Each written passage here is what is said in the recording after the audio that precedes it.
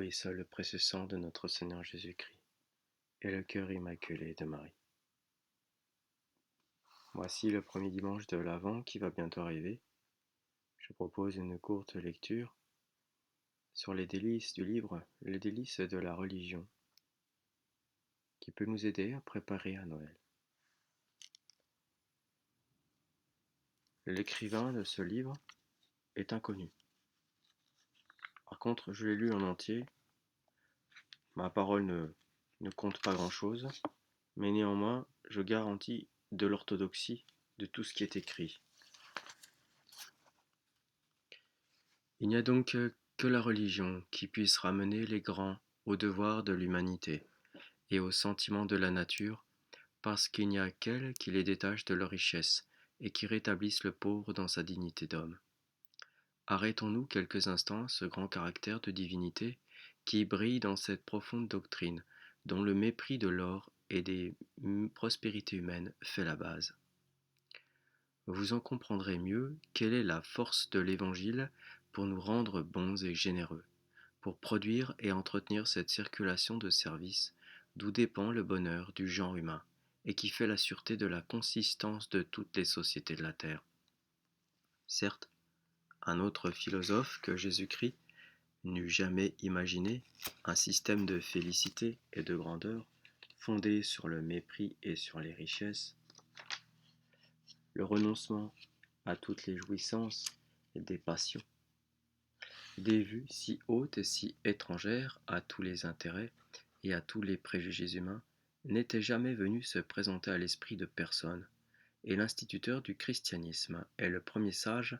qui est paru au monde en disant « Bienheureux les pauvres ». Aussi est-il seul,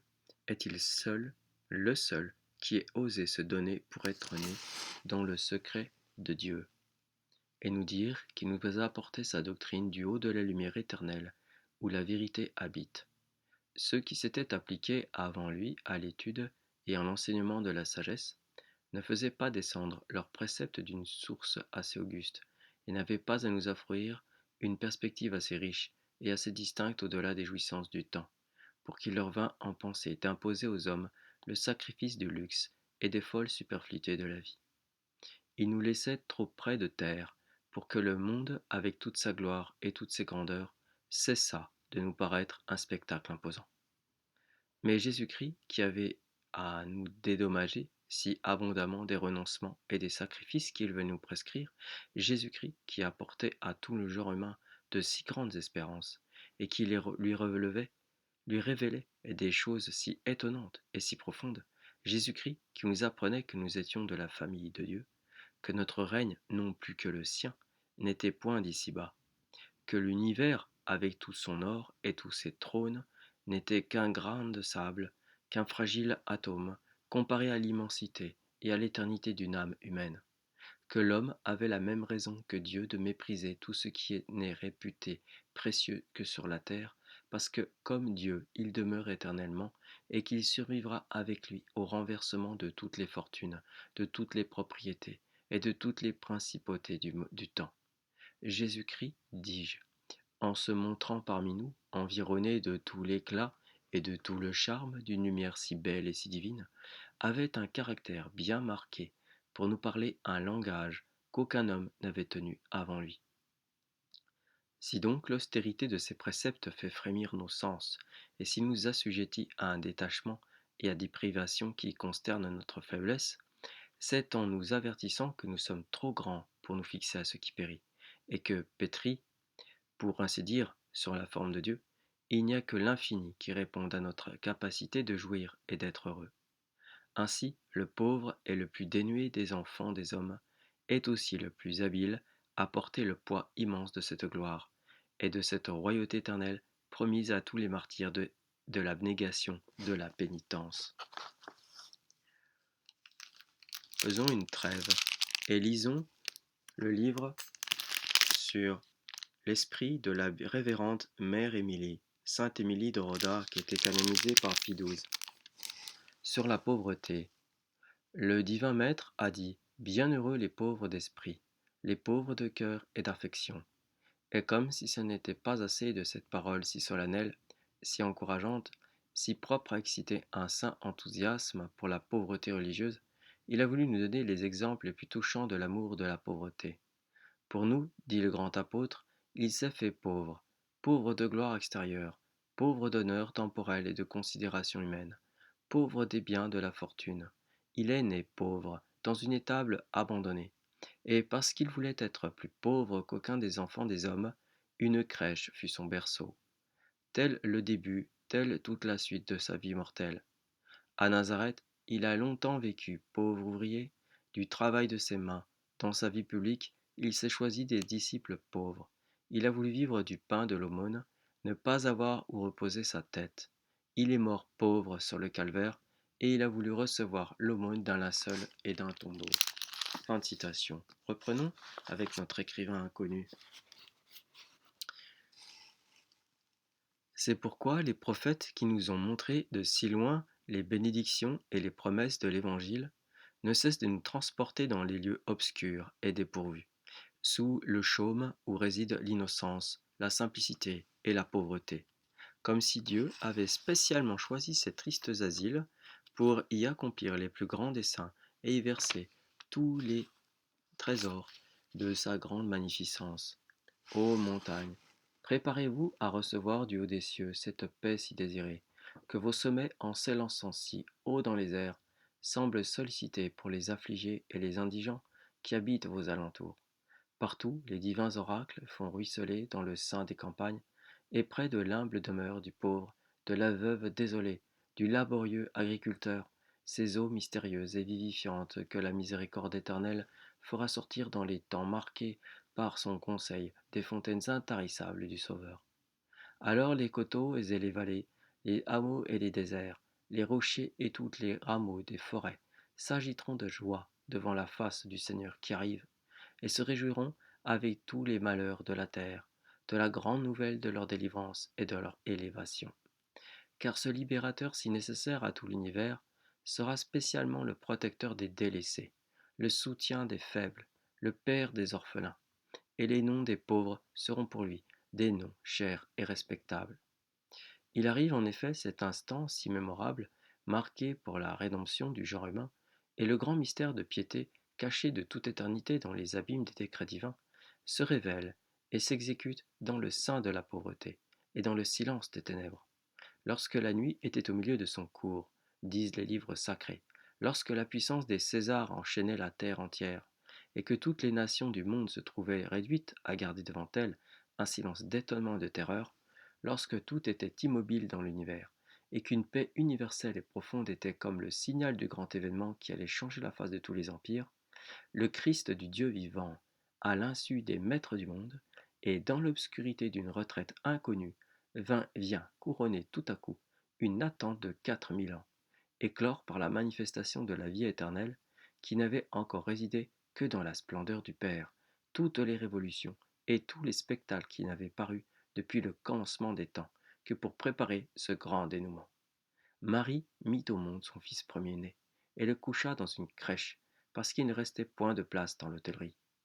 Ainsi, Abraham et tous les patriarches, Moïse et tous les prophètes, Jérusalem et toute la magnificence de son culte et de son temple,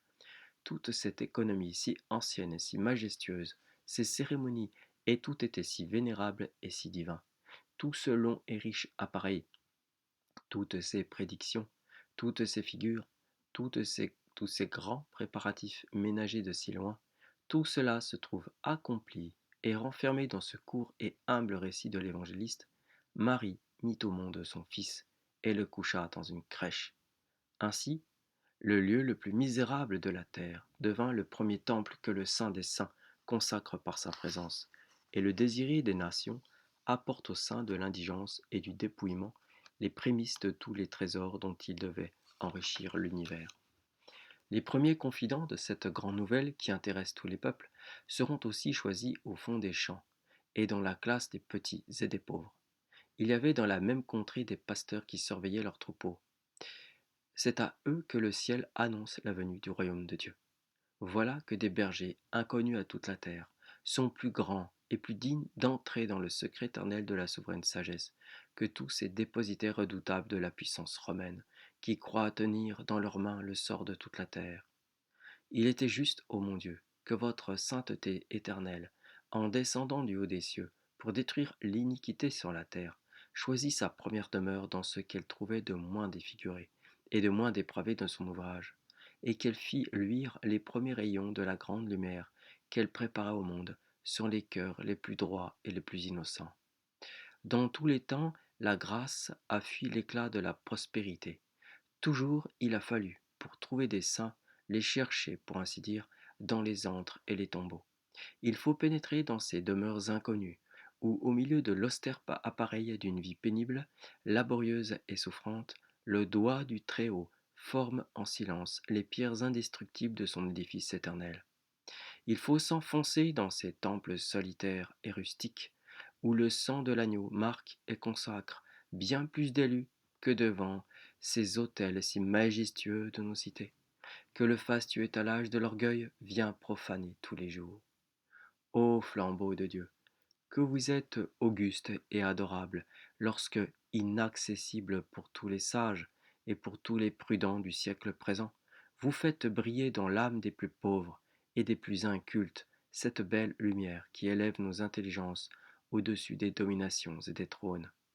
Et vous, ô seul vrai et seul adorable bienfaiteur des hommes, que vous êtes touchant et digne de l'amour de toute la terre, lorsque nous vous envoyons rechercher et consoler les pauvres, et nous montrer, dans le soin que vous prenez de les évangéliser, le plus glorieux et le plus éclatant caractère de votre mission divine. En effet, si vous suivez l'homme-dieu dans la carrière laborieuse qu'il a parcourue sur la terre, vous rassemblez et sanctifiez les citoyens du ciel. Vous verrez que les lieux les plus obscurs furent le principal théâtre de ses prédications et de ses travaux, et les hommes les plus malheureux, les plus chers et les plus ordinaires d'objets de son assiduité et de sa tendresse. Si quelquefois il paraît devant les grands et les riches du monde, on le voit suspendre, pour ainsi dire, devant eux toute l'activité de son amour et de son zèle, un profond et austère silence semble annoncer à tout ce qui l'environne que les heureux du temps sont plus propres à recevoir la doctrine de l'éternité, ou s'il daigne faire entendre sa voix, son langage est court, grave et rapide. On s'aperçoit que sa grâce ne saurait trouver, dans des âmes corrompues par la prospérité et l'abondance, un reste de raison et de sagesse où elle puisse faire germer le sentiment de la foi. Mais au milieu des pauvres, on voit renaître toute sa sérénité. On croit voir un père retrouver sa chère famille et dilater son cœur au sein de la nature. On voit bien que c'est de cette portion souffrante du genre humain qu'il doit tirer les cohéritiers de son royaume et de sa gloire. C'est avec des pauvres qu'il parcourt des bourgades et des hameaux de la Judée et de la Galilée. C'est dans la compagnie des pauvres qu'il prend son innocente et sobre nourriture. C'est au milieu des pauvres qu'il fait éclater par des miracles la divinité de sa personne et de sa doctrine. C'est dans la classe des pauvres qu'il a choisi ses coopérateurs dans l'œuvre du salut du monde. C'est à des pauvres qu'il a promis qu'un jour il serait assis sur des trônes où il jugerait avec lui toutes les tribus de l'univers. C'est à des pauvres qu'il a dit: Vous êtes mes proches, mes amis, mes frères, mon sang, ma vraie et immortelle société. Enfin, c'était sur des pauvres que ses yeux étaient fixés et que ses mains étaient étendues, lorsqu'il disait à son Père: Ô Père Saint, non mon plus désir est que les hommes que vous m'avez donnés se trouvent dans le sein de la même gloire où je suis de toute éternité, afin qu'ils voient ma splendeur et qu'ils connaissent combien vous m'avez aimé dès avant la création du monde. Si donc la rencontre d'un pauvre doit émouvoir la sensibilité de tout bon cœur, cette sensibilité dans un cœur chrétien ne doit-elle pas acquérir tout le caractère d'une sorte de culte religieux? Peut-il y avoir sur la terre un objet plus respectable et plus sacré pour l'homme qui connaît Jésus-Christ? Un pauvre n'est-il pas, pour ainsi dire, une répétition de l'humiliant et douloureux mystère qui a sauvé l'univers? Oh, quelle est intime l'unité de l'homme-dieu, avec tous les misérables que nous voyons se traîner, languir et souffrir autour de nous. Oui, ce sont autant de Christ, Fils du Dieu vivant, et l'homme dur qui les méprise et les repousse loin de lui, renie son sang et son Dieu. C'est un dénaturé et un pervers aux yeux de l'humanité. C'est un profanateur et un sacrilège aux yeux de la religion. Pourquoi Jésus-Christ se communiquait-il avec une prédilection si marquée à ce qu'il trouvait de plus infortuné sur la terre? C'est qu'il voyait dans les pauvres des martyrs commencer des créatures toutes préparées à recevoir son esprit, et dont l'âme n'attendait plus que ce souffle de vie, que cette chaleur évangélique qui consacre tout ce qu'elle aime pour être élevée jusqu'à l'éternité. C'est ce qu'il y a de plus difficile à produire dans le cœur des autres hommes pour les changer et les sauver, c'est-à-dire l'habitude des privations et des sacrifices. Il le trouvait déjà tout près dans ces malheureux qui n'ont jamais connu que la peine et que rien ne nous dispose plus efficacement à devenir les pénitents de l'Évangile que d'avoir toujours été les pénitents de la nécessité du malheur. Il résulte de ces principes, qui sont puisés dans le fond et dans la substance même du christianisme, que votre adoption dans l'alliance de Jésus-Christ est essentiellement une unité de votre sort avec celui des malheureux, et que vous devenez membre de la famille des souffrants. Vous voilà l'enfant de la croix, et par conséquent le frère de tous les pauvres. Ils sont dans le sens le plus vrai, le plus profond et le plus étendu, la chair de votre chair et l'os de vos os. Par cette parenté évangélique,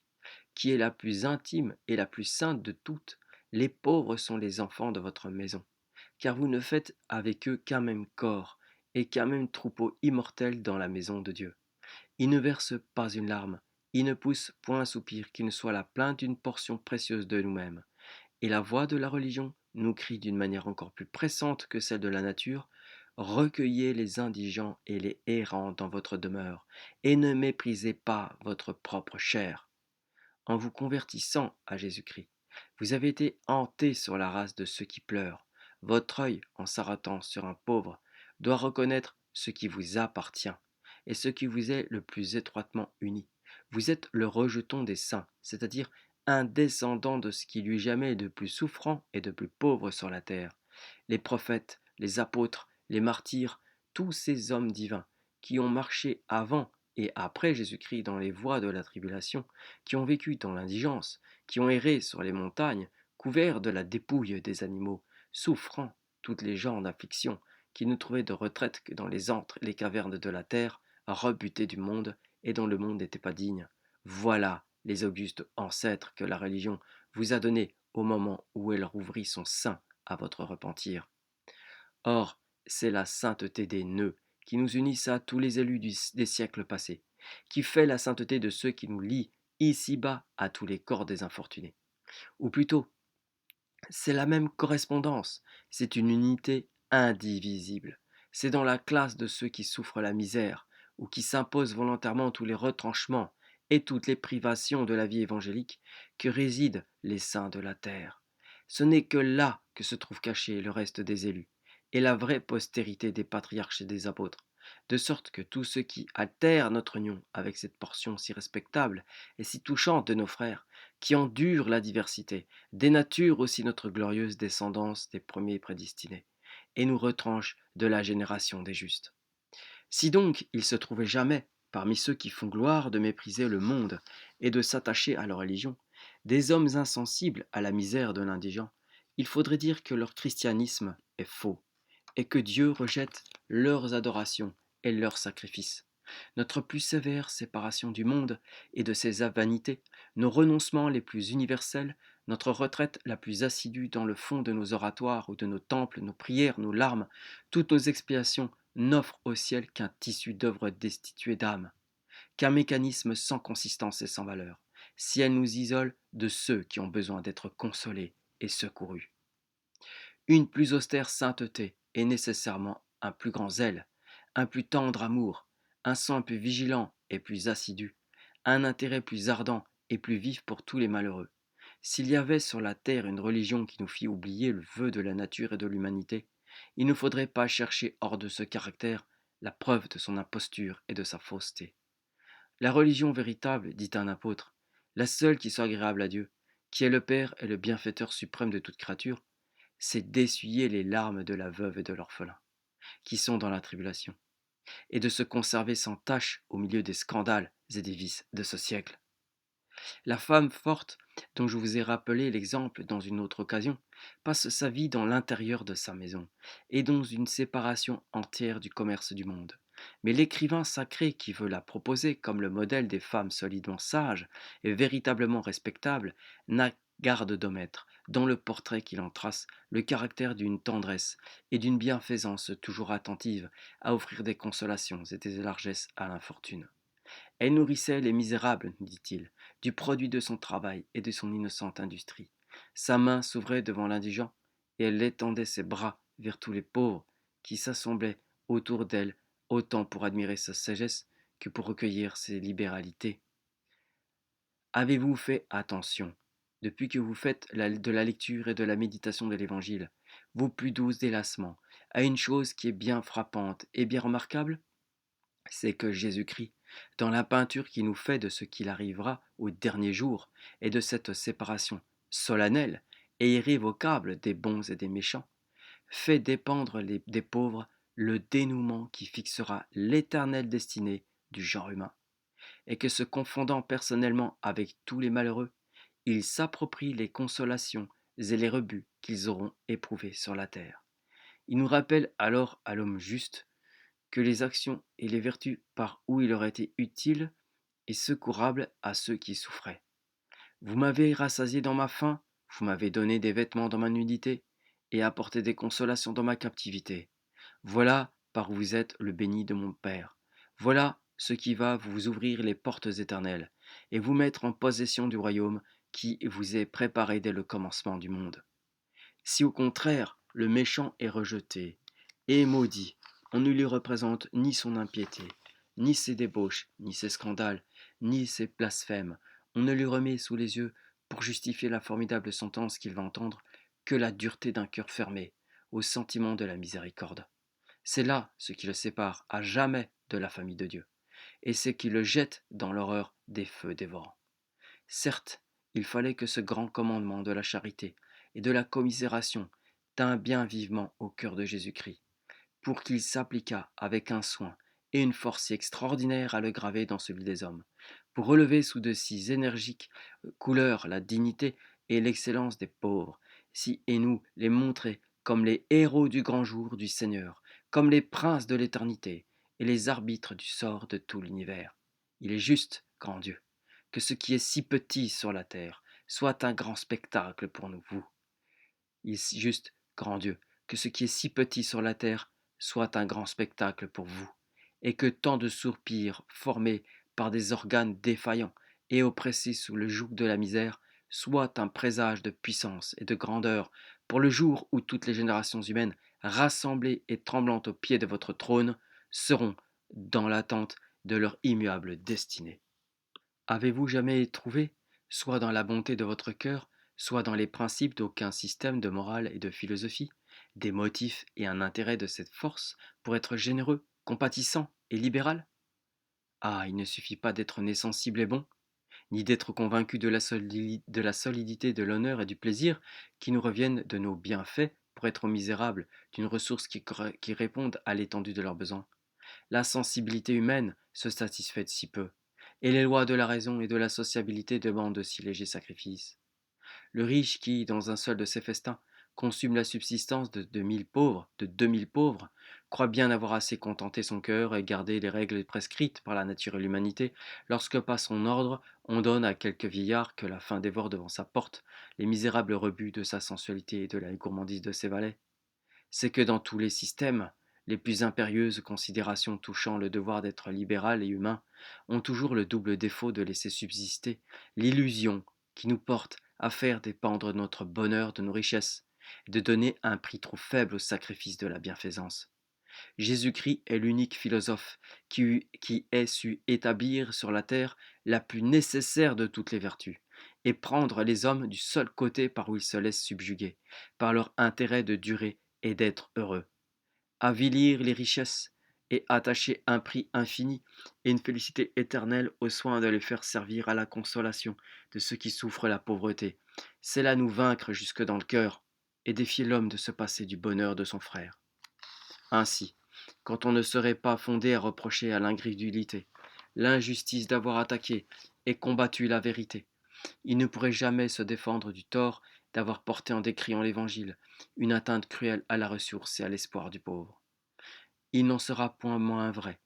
qu'elle est un système inhumain, et pour cela seul, digne de tous les anathèmes des bons cœurs et des âmes honnêtes.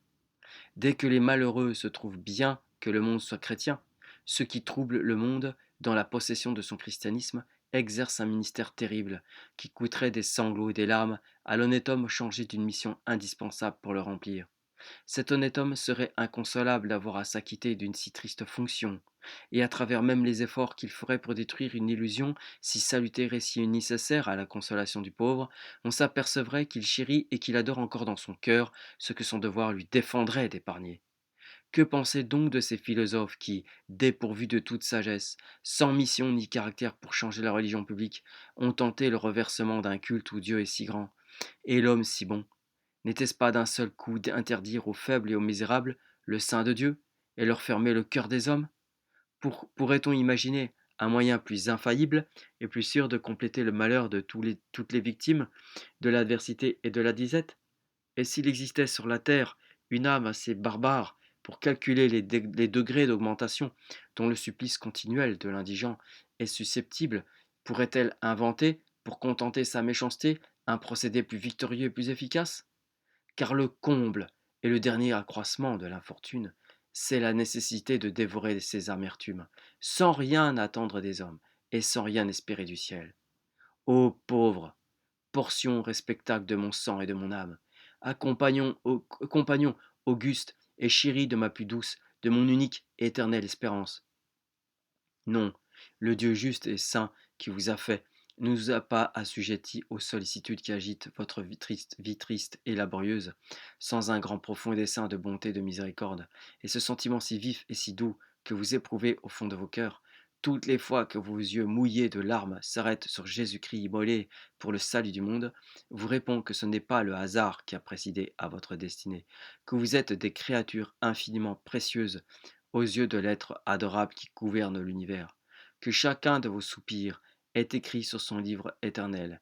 et qu'il s'occupe plus de votre sort que de tous les grands événements et toutes les grandes affaires d'ici-bas, que vos moindres artifices seront couronnés de tout le poids de son éternité et de sa gloire. Ah, ne cessez jamais de presser vos lèvres desséchées et flétries contre cette croix qui fait la richesse et l'espoir du monde, et respirez de vos douleurs, sous les tendres regards de la grande victime qui donne un prix infini à tout ce que vous souffrez. Oui, Jésus-Christ est votre véritable unique Père. Ce n'est qu'à lui que vous devez la consolation d'espérer un avenir heureux et de trouver au monde des âmes sensibles et libérales. C'est du fond de ces temples qui découlent sans cesse dans votre sein vos plus abondantes ressources, et ces secours intarissables que la charité évangélique entretient et perpétue pour la subsistance des infortunés. Une philosophie insensée a beau faire ostentation de son humanité, vous éprouveriez bientôt le plus désespérant changement dans la circulation des bienfaits qui vous soutiennent, si l'Évangile venait à vous manquer, et qu'il n'y eût plus que de la philosophie sur terre. Et vous, pasteur zélé et bienfaisant, dépositaire vénérable de tout l'infligeant, détail des misères humaines, vous qui recueillez dans cet immense capital les largesses dont vous nourrissez tous les jours tant de milliers de malheureux, c'est à vous de nous dire si c'est sous les pavillons de la philosophie ou sous les étendards du christianisme que réside la grande source de ces trésors sacrés, qui de vos mains se répandent sans interruption sur la partie indigente de vos troupeaux, et qui vous gérez, qui vont chercher la veuve éplorée, l'artisan infirme, l'orphelin délaissé, jusque dans les ténèbres des plus inaccessibles réduits. Je termine ici mes réflexions sur ce sujet touchant. Au lieu d'entrer dans de grands détails, je vous ai présenté de grands et sublimes motifs. Un cœur noble n'a besoin que d'être éclairé. On ne doit pas être en peine qui ne sache régler lui-même la marche de ses devoirs. Je remplirai bientôt le dernier article de mon engagement. Gloria natissimis Deo, et intera pax hominibus bone voluntatis.